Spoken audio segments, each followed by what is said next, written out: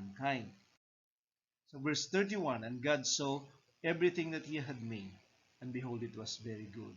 And there was evening and there was morning the sixth day. Merong ayos, di ba? Merong kulay at merong maraming pagkakaiba-iba.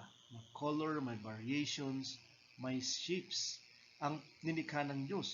At nung tiningnan niya ito, it was all good or very good. Lahat ng mga bagay na nilikha niya, including yung tao, including yung kung ano yung bumubuo sa katawan ng tao, DNA, atoms, lahat ng mga nilikha niya on this earth at outside sa ano sa uh, sa iba pang solar system at iba pa na makikita natin at na pinag-aaralan din ng siyensya, 'di ba? Itong lahat ay mabuti. Walang nilikha ang Diyos na hindi mabuti.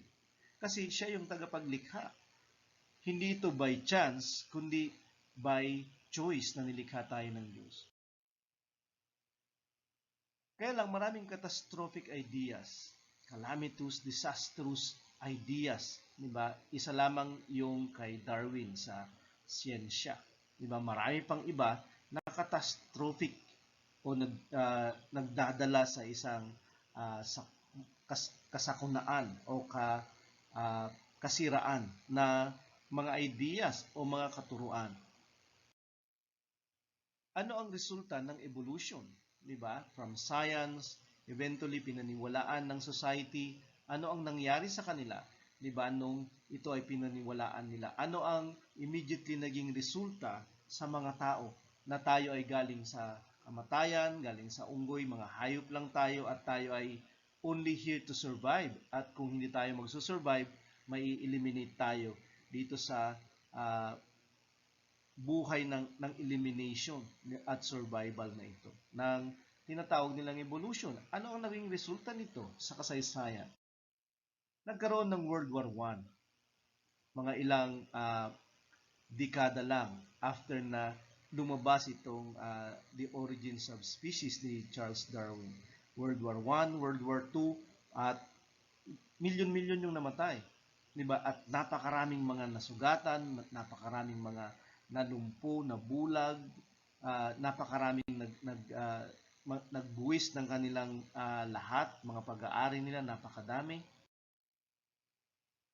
At dito din sa panahon na ito, noong early 1900s, 1917 to be exact, lumabas ang communism sa Russia, na eventually ito ay lumaganap, inadapt siya ng China ni Mao Zedong at eventually yung iba pang mga bansa na hanggang ngayon ay meron pa ring mga bansa na yumayakap dito sa panukala din na ito, teorya din ng pamumuno o governance o government, di ba? Itong communism, kawalang Diyos. Kasi wala ngang Diyos, di ba? Sa evolution at eventually kahit itong communism ay wala ding Diyos. At merong isang kwento na nabigyan ng kopya ng The Origins of Species si Karl Marx, ang pinaka utak nitong communism na ito sa Russia.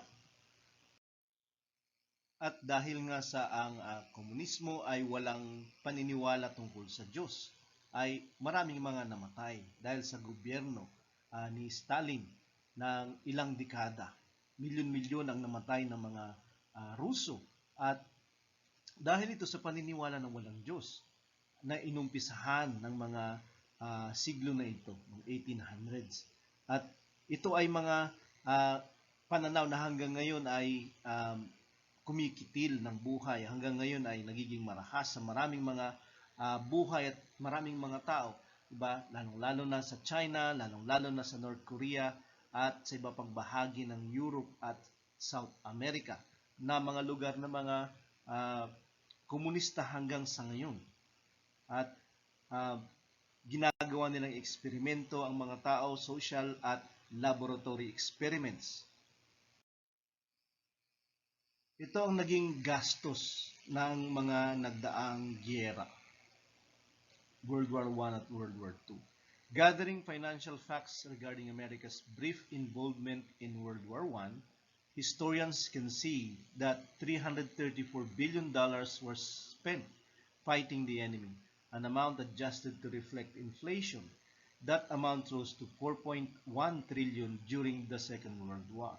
At malamang ito ay gastos lang ng Amerika at hindi pa yung gastos talaga o kaya naman ay mga kalugihan ng mga infrastructures at iba pang mga ari-arian ng mga tao saan mang panig ng mundo na naging sangkot sa giyera, World War I at World War II. Ganito kalaki ang mga gastos na nangyari, 'di ba? At mas malaki yung susunod na giyera pagkatapos nito. Subalit ito yung mga naging resulta tila baga ng mga ideologies na ito, catastrophic ideologies ng evolution, ng communism, at iba pa. Immediately, ganito yung nangyari sa mundo at maraming kamatayan, maraming kasiraan. Katulad ng sinasabi natin, maaring mayroong kinalaman o kaya naman mayroong direktahang kinalaman ang mga catastrophic ideas na katulad ng nabanggit natin kanina. Ngayon naman ay titingnan natin yung ilang ideas ng scriptures at kung gaano sila kung ikukumpara natin sa ibang mga ideas na mayroon ang sangkatauhan. Titingnan natin yung idea of circumcision or yung prinsipyo ng tipan ng circumcision na unang ibinigay kay Abraham. Sa Genesis 17 verse 11, "You shall be circumcised in the flesh of your foreskins, and it shall be a sign of the covenant between me and you."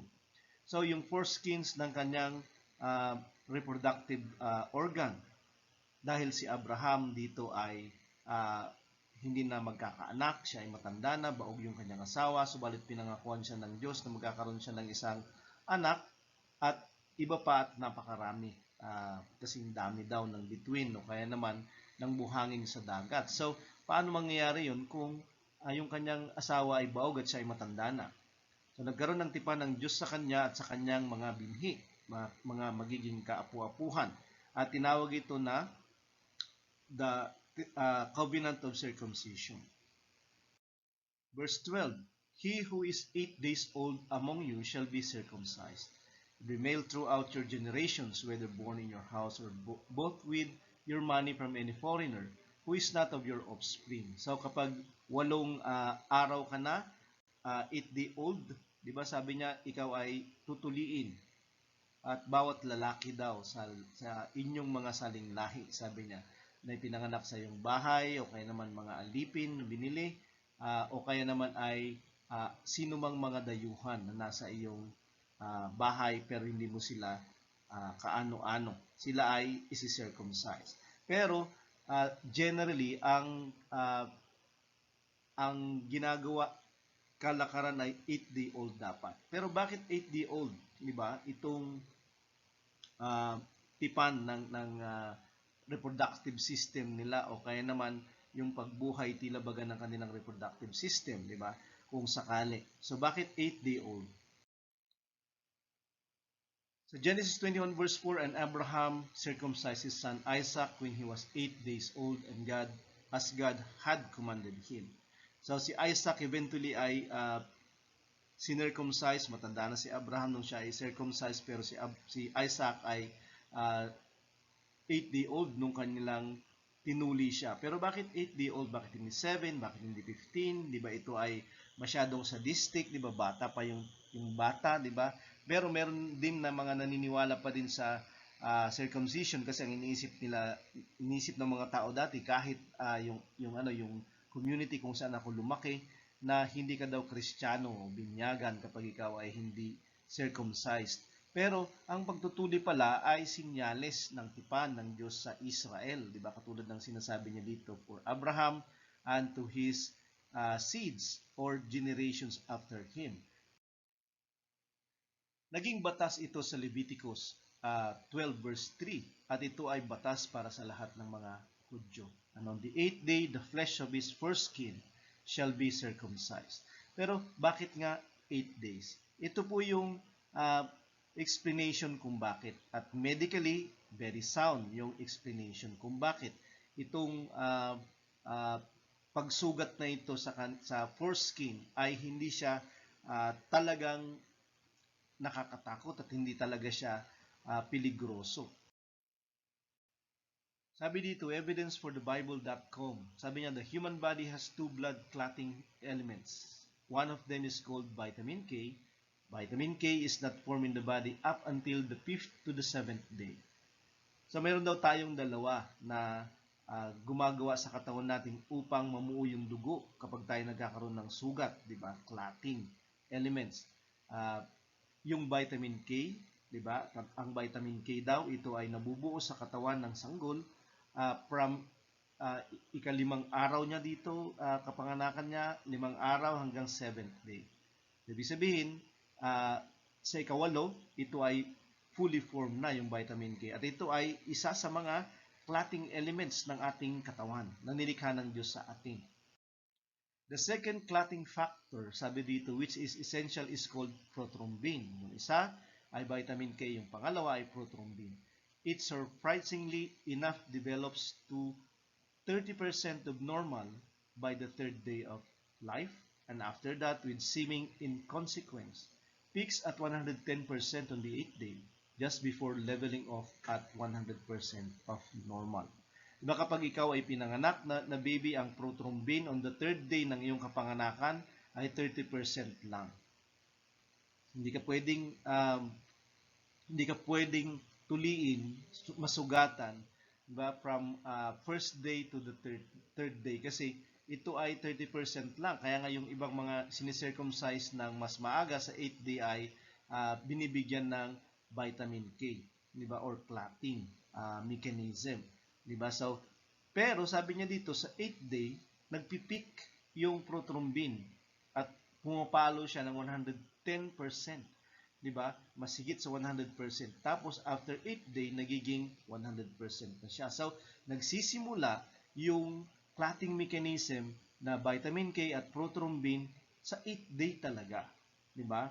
Na nakakamanghang 110% on the 8th day, tapos following day, 100%. Diba? Pero, ang ibig sabihin, pinaka-safe talaga yung 8th day na ikaw ay masugatan. Otherwise, kapag nasugatan ka before that, ikaw ay mamamatay kasi walang clotting mechanism, hindi mo mumuo yung dugo mo. If vitamin K is not present when a baby boy is circumcised, the baby will bleed to death. Sino mang bata na o sanggol na tinutuli, walang vitamin K, mamamatay siya kapag ito ay itinuloy. The reason why Yahweh or God established day 8 for circumcision is that vitamin K peaks in a newborn at 8 days of age. The 8th day is the optimum day for circumcision because of the highest presence of the clotting factor, vitamin K. So, sinong nakakaalam, di ba, na ang 8th day ay nagpipik yung clotting factor na vitamin K at prothrombin sa ating katawan, kundi yung Diyos lang. At sinabi niya ito na nagawin nila sa ganitong araw kasi alam niya. Kasi wala naman siyang paraan para ipaliwanag sa kanila yung scientific mechanism nito. Subalit dahil alam niya, yun yung sinabi niya at ginawa niyang batas. Napakagaling, di ba, nung idea ng Panginoon. Para lamang masabi na meron silang tipan, nakikita nila yung kanilang circumcised o circumcision, di ba, na habang sila ay nabubuhay at alam nila na sila ay pinagpala, sila ay merong tipan sa Diyos na ito, na nagbigay sa kanila ng maraming mga lahi. Pangalawa na idea na mula sa Biblia na simple lang, di ba? Laughter is the best medicine. Laughter is the best medicine. At katulad na nakalagay dito sa card nito matanda na to, laughter is the best vacation. Di ba? Proverbs 17 verse 22. At ito yung sinabi nito. A joyful heart is good medicine, but a crushed spirit dries up the bones. Sabi niya dito, ang masayahing puso ay gumagawang parang mabuting gamot. Subalit ang lugmok na diwa o lugmok na kalooban ay nakakapagpatuyo ng mga buto. Ibig sabihin, naapektuhan ka physically ng iyong mentalidad, ng iyong psychological or mental na kalagayan, emotional na kalagayan. Pero yung isang tao na masayahin, yung isang tao na mapagpasalamat, yung isang tao na mayroong pag-asa, yung isang tao na palagi niyang tinitingnan yung lahat ng mga bagay na mayroong pagpapasalamat. Siya ay masayahin.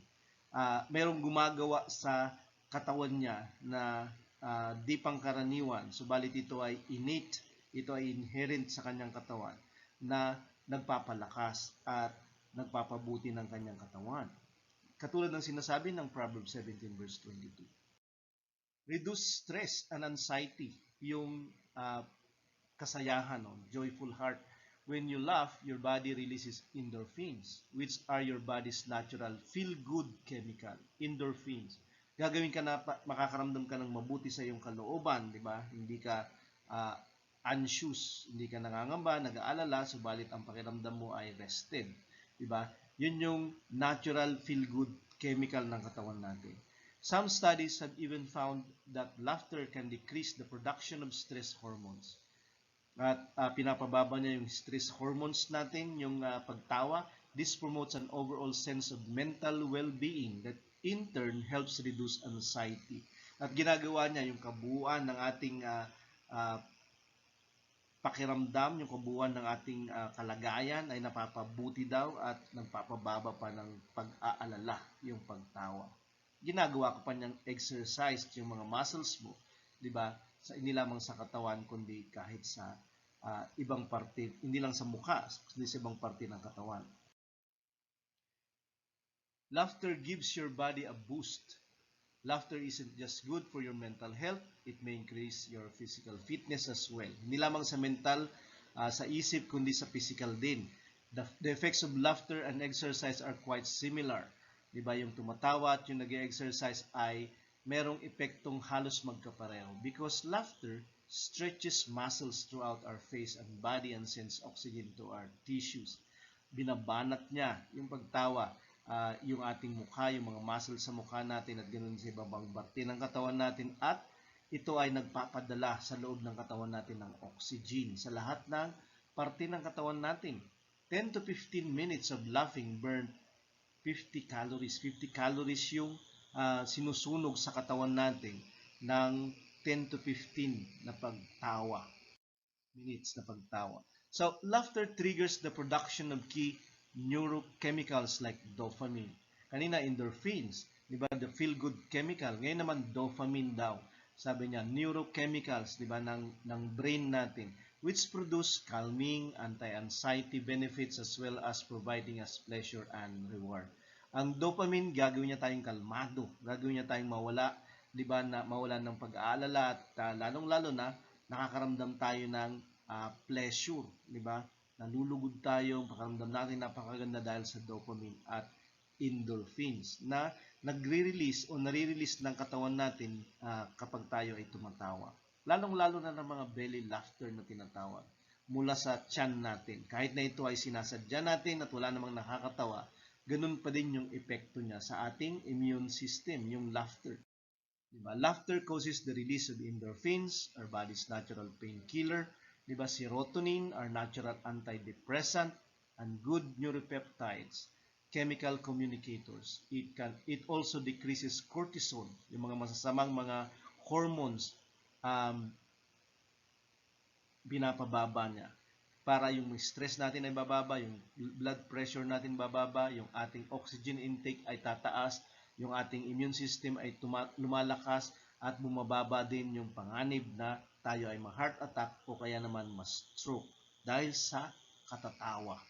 At ito po ay mga pag-aaral na medikal, diba, sa Loma Linda ng research at ganoon din sa iba pa. Pwede natin itong tingnan sa Google sa totoo lang. So, yung laughter is the best medicine or is a good medicine na sinasabi ng Proverbs 17:22 ay totoo, di ba? Sa isang banda. Ito ay scientific, ito ay nakita, ito ay naobserbahan, at ito ay malaking tulong sa mga tao. Therapeutic practices. Many hospitals and doctors incorporate laughter therapy into the treatment plans of cancer patients. Kaya nga, kanila nang isinasali yung tinatawag na laughter therapy. Okay? Lalong-lalo na sa mga may cancer o kaya nakakamatay ng mga sakit. Gaano ba katutuo yung idea ng scriptures? Diba? So, Merong catastrophic ideas at ito'y dangerous at destructive, pero meron ding biblical ideas galing sa Diyos natin na nakakilala sa atin, na gumawa sa at lumikha sa atin, at ito ay safe at ito ay hindi wasak, nakakasira, subalit ito ay nakakapagpalakas, nakakapagpatibay sa atin. Ang mga ideas katulad nitong laughter is the best medicine, o kaya naman yung pag-determine ng pagdami ng prothrombin o kaya vitamin K through circumcision. So, may mga catastrophic ideas, hindi lamang yung science o kaya naman yung politics katulad na nakita natin dun sa evolution at sa tinatawag nilang communism. Pero meron ding mga catastrophic ideas sa religion.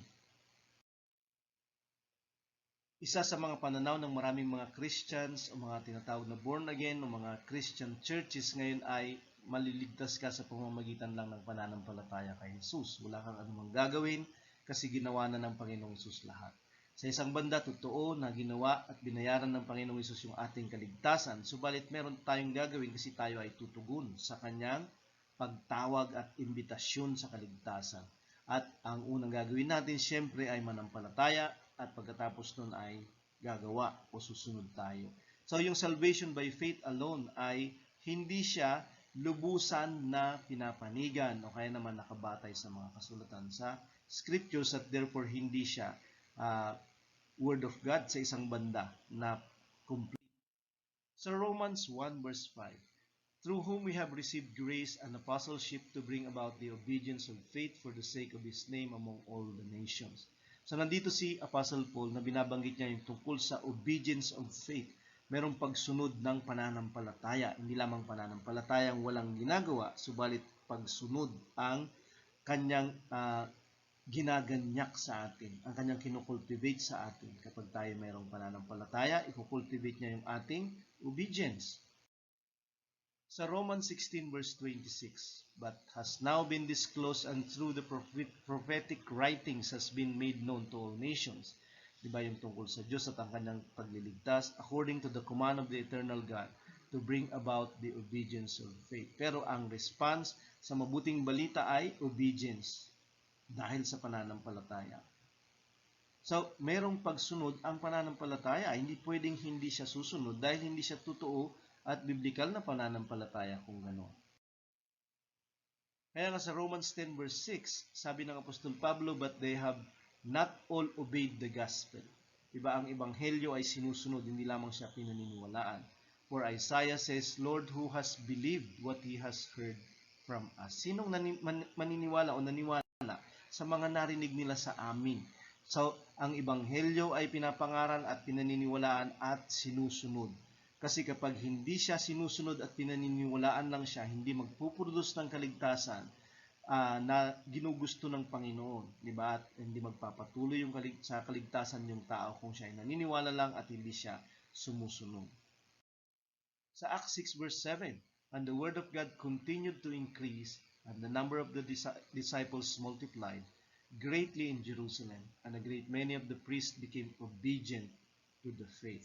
At nandito yung epekto ng pangangaral ng Ebanghelyo, ang pagkumbinsi sa mga tao na sila ay magsipaniwala sa Ebanghelyo ng Panginoon. Subalit pagkatapos nilang mangaral dito ay dumami daw ang mga pangangaral pa ng salita ng Diyos, pati yung bilang ng mga alagad ay dumami ng mainam.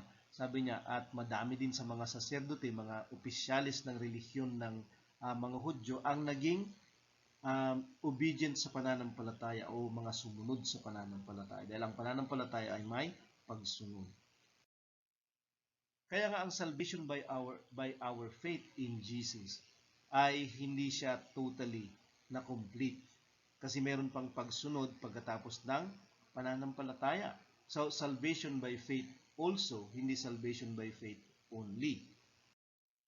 Sa 2 Thessalonians 1 verse 7 at 8, when the Lord Jesus is revealed from heaven, sabi dito, with His mighty angels in flaming fire, inflicting vengeance on those who do not know God, and on those who do not obey the gospel of our Lord Jesus. Sabi niya dito yung mga tao na paghihigantihan ng Diyos, ng Panginoong Hesus pag dumating siya next time around, ay yung mga hindi nagsisunod sa Ebanghelyo ng ating Panginoon. Hindi lamang hindi nakakilala sa Diyos katulad ng communism kasi sila ay atheists. Subalit yung mga naniniwala lang at hindi sila sumusunod sa Ebanghelyo, sila ay paghihigantihan. Ibig sabihin may galit ang Diyos sa kanila, ibig sabihin sila ay mayroong kaparusahan na nakaantabay sa pagdating ng Panginoong Hesus. Hindi natin ito ginagawang salita, subalit ito ay literal na nasa Biblia natin. Mayroong obedience to the gospel na response sa pagtugon sa gospel, di ba? Otherwise, merong judgment or punishment tayo. Sinabi ng James 2 verse 14, "What good is it, my brothers, if someone says he has faith but does not have works? Can that faith save him?" So, ano nga ito mga kapatid? Sabi niya, kapag meron nagsasabing meron siyang pananampalataya na wala naman siyang pagsunod o gawa, may liligtas ba siya ng pananampalatayang yun? Kaya nga ang pananampalataya, kinakailangan mayroong paggawa upang maging totoo siyang ideology or theology at hindi siya catastrophic na idea bringing judgment, bringing destruction sa mga tao, subalit salvation. Kung ito ay pananampalataya na mayroong pagsunod o paggawa. So yung catastrophic ideas from science to politics to religion, merong dangerous at destructive na unfounded beliefs or dogmas, di ba? Nakakatakot kapag religious kasi kung yun ngang political na o kaya naman ay scientific na dogma, di ba, ni Charles Darwin o kaya ng kahit ng communism ay tila baga hindi siya gumagana, di ba, kung sakali, at ito ay nagiging panganib at nagiging mapamuksa, di ba, sa mga tao at kanilang mga kalagayan, di ba? So i-imagine mo na lang kung sakali yung mabubuting ideas na nakalagay sa scriptures naman, ano ang mangyayari kung sakali? Kung mayroong palsong idea sa religion, sa politics at sa science, di ba? At hindi naman lahat pero mayroon talaga at ito ay catastrophic yung magiging resulta niya. Sa Luke 18 verse 18, "And a ruler asked him, 'Good teacher, what must I do to inherit eternal life?'" Nandito yung isang mayaman, 'di ba, na pinuno, isang mayaman na pinuno ng ng pamayanan siguro o kaya ng kanyang business, 'di ba? At lumapit siya kay Jesus at sinabi niya, "Anong gagawin ko to inherit eternal life? Upang ako ay magmana ng walang hanggang buhay o maligtas ako, ano ang gagawin ko?" Nandito yung isang perfect na oras na pwedeng sabihin dapat ni Jesus dito na hindi ka gagawa ng kahit anuman, maniniwala ka lang upang magkaroon ka ng eternal life, di ba? Pero hindi. Bagkus sinabihan siya na gawin niya yung kautusan, sinabihan siya na kanyang ibenta lahat ng kanyang pag-aari, ibigay sa mga dukha at sumunod siya sa Panginoon. Puro pagsunod, di ba? Hindi lang pagsampalataya. Kasi kapag mayroon kang pananampalataya, susunod ka. Yung walang pananampalataya at hindi sumusunod ay mas matindi pa ang damages, ang suffering at death na i-incur niya sa sangkatauhan. Katulad lang ng mga naunang mga ideologies, catastrophic ideas bago ang World War I at World War II. Hindi pagsampalataya sa Diyos, patay na daw ang Diyos, di ba? Sabi ni Friedrich Nietzsche. At yung galing tayo hindi sa Diyos kundi sa unggoy at pagsabog. So, maraming catastrophic ideas at ito lamang ay iilan. Subalit meron din na hindi catastrophic kundi napakagandang idea ng salvation. Hindi ng pananampalataya lamang kundi ng pagsunod sa Diyos. James 2 verse 26, "For as the body apart from the spirit is dead, so also faith apart from works is dead." So, ang pananampalataya lang ay patay. Wala siyang nagagawa sa paningin ng Diyos at sa perspective ng Diyos. Hindi yun yung kanyang hinahanap at hindi yun yung nagbibigay lugod sa kanya, subalit ang may pananampalatayang gumagawa. Other than that, vengeance. Other than that, paghihiganti at judgment ang mapapasa mga tao. kahit na naniniwala sila, subalit hindi sila sumusunod. Kasi catastrophic religious idea ang maniwala ka lang. Sa Acts 2 verse 37, Now when they heard this, they were cut to the heart and said to Peter and the rest of the apostles, Brothers, what shall we do?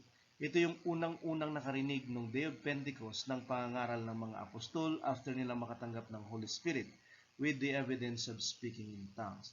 At nagtanong ang mga tao pagkatapos nilang marinig ang Ebanghelyo at naniwala sila na sila ay legally guilty dahil sa kamatayan ng Panginoong Yesus. Si Jesus Christ ay namatay para sa kanila. At sabi nila, anong gagawin namin para maligtas? Tumindig si Pedro at sabi niya dito, magsisi, magpabautismo ang bawat isa sa inyo sa pangalan ng Panginoong Yesus ni Yesu Kristo sa pagpapatawad ng inyong mga kasalanan at tatanggapin ninyo ang kaloob ng Espiritu Santo. Repent, be baptized, receive, after naman ng palataya ka, at ikaw ay mapapasadaan ng pagliligtas ng Diyos. At ang dulo nun ay kaligtasan, buhay na walang hanggan. So tayong lahat ay sinasabihang magsisi dahil sa kasalanan ng ating ginawa. Sipaghiwalay tayo sa Diyos at nawalan tayo ng karapatan sa kanyang kaligtasan, nawalan tayo ng paraan para maligtas at magpabautismo tayo upang tayo ay ma-applyan ng dugo ng Panginoong Yesus sa tubig ng bautismo at tatanggapin natin yung bagong buhay sa Espiritu Santo. Yun po ang ating pinag-usapan na tema. Isang tema na napapanahon, isang tema na dapat ating inuugali na salungatin, di ba? Yung mga